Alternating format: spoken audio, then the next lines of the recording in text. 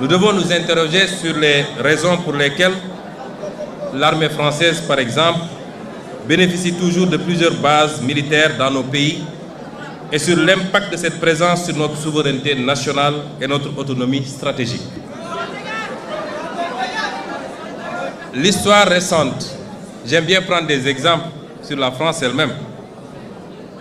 L'histoire récente de la France est très riche en anecdotes intéressantes sur la problématique et les enjeux de la question sécuritaire. Entre 1956 et 1958, vous êtes historien, je ne le suis pas. Je peux me tromper sur les dates et même sur les faits.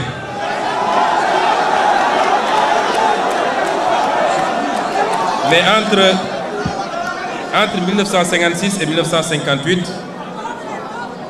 c'est-à-dire après la Deuxième Guerre mondiale, les Américains eurent le projet d'installer sur le territoire français un stock d'armes nucléaires et de missiles balistiques.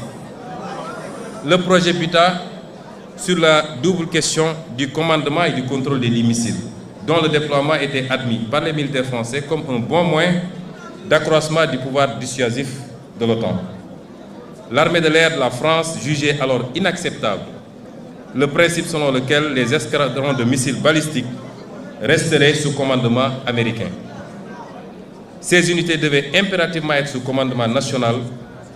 Dès son arrivée au pouvoir, le général de Gaulle, encore lui, lors de la réunion de défense du 7 juin 1958, avisa que ces armes devront être obligatoirement sous contrôle français et que la France réclame le droit de donner son avis dans le déclenchement d'une éventuelle guerre nucléaire, toute condition jugée excessive par les Américains au point qu'un accord n'ait pu être conclu.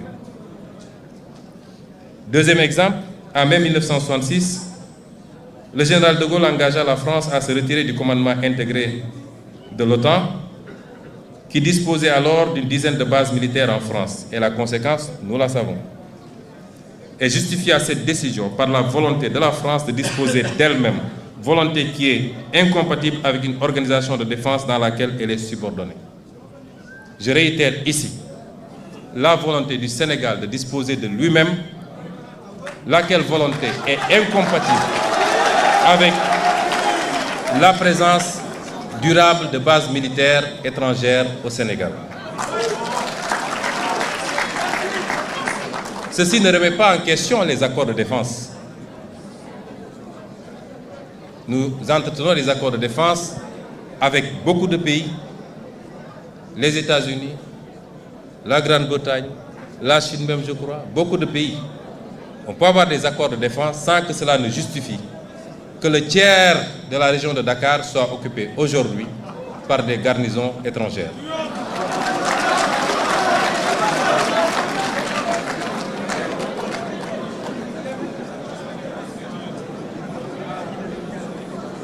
Le quatrième point, c'est le juste gain sur nos propres ressources naturelles.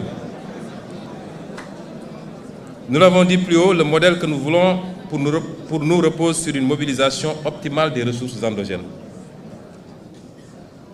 Nous disons merci à tous nos partenaires.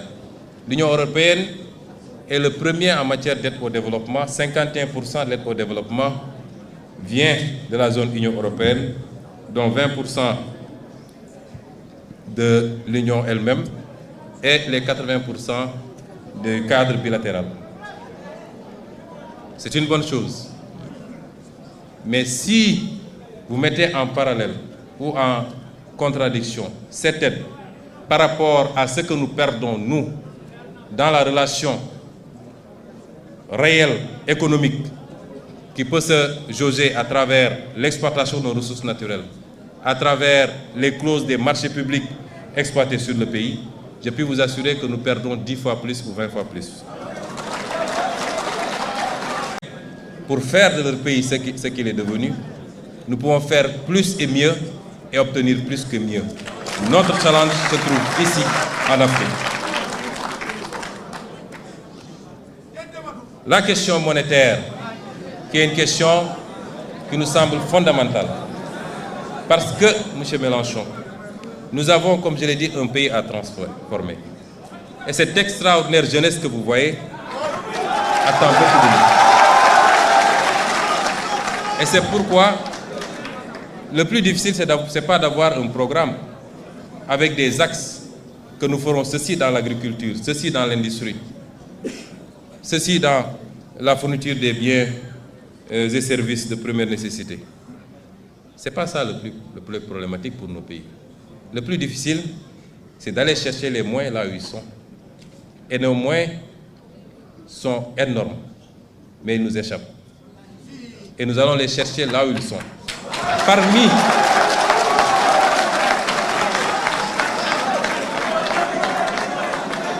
Et sous ce chapitre, je voudrais dire que la monnaie, tout autant que l'impôt, est un puissant levier économique et un instrument de souveraineté. Vous avez tantôt parlé de souveraineté. On ne peut pas en passer, imaginer une seconde que la France puisse avoir une monnaie qui ne lui appartienne pas véritablement. Aucun État digne de ce nom ne doit sous-traiter sa monnaie. Et en guise d'exemple, le général de Gaulle, qu'il avait si bien compris qu'à la veille du débarquement de Normandie, lorsque Winston Churchill lui fit part de l'intention des Américains d'imposer à la France, après la libération,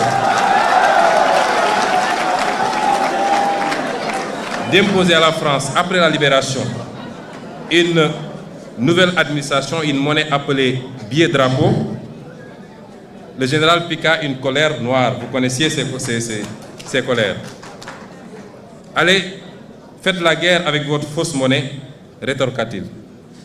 Ce billet ne circula que peu de temps en Normandie, notamment un seul mois, deux ou trois mois, de juin à août 1944, avant d'être définitivement retiré.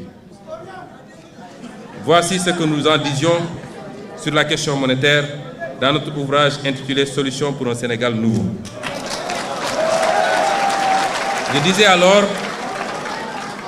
alors que nous optons sans équivoque pour une sortie prudente de ce système exsangue, car les banques centrales ayant perdu toute initiative de change pour maintenir ce taux de réserve, compriment nos économies et réduisent l'activité interne par une limitation des émissions monétaires. Ce que nous proposons, c'est de restituer à la monnaie ses fonctions d'écoute et de financement de l'économie par la formulation de l'offre des productions à l'exportation et à la consommation intérieure, l'appui aux politiques industrielles, et j'en passe, et j'en passe. Et c'est pourquoi aujourd'hui, dans notre option de renforcer notre marché financier national par divers leviers, parmi lesquels des investisseurs étrangers qui acceptent de combler notre déficit d'épargne pour partie en monnaie locale. Imaginez-vous que les pays africains s'endettent en devises étrangères et donc sont exposés aux fluctuations du marché. Aucun pays africain presque ne peut s'endetter en devises locales. Et cela doit cesser parce que nous en subissons les contre-coups. Et ce que nous voulons également, c'est une monnaie flexible, arrimée au moins à deux devises, à même d'aider à amortir les chocs exogènes et accompagner notre compétitivité à l'exportation. Je ne pourrai pas faire tous les développements sur la question monétaire, mais si j'en parle, c'est que à chaque fois qu'un homme politique africain soulève la question monétaire, il devient le diable incarné. Nous n'avons pas le droit de parler de notre propre monnaie. On n'en débat jamais au Parlement, on refuse d'en débattre dans les plateaux de télévision, et pourtant vous pouvez débattre de l'euro sur la tribune de l'Assemblée nationale française. Et c'est pourquoi nous en faisons un débat, nous l'imposons, et je pense que dans le cadre communautaire, en tout cas les derniers développements que nous en avons, nous nous acheminons sûrement vers ces réformes que nous souhaitons tant, qui ne sauraient tarder. L'autre élément, c'est la sécurité. La présence de bases militaires étrangères au Sénégal.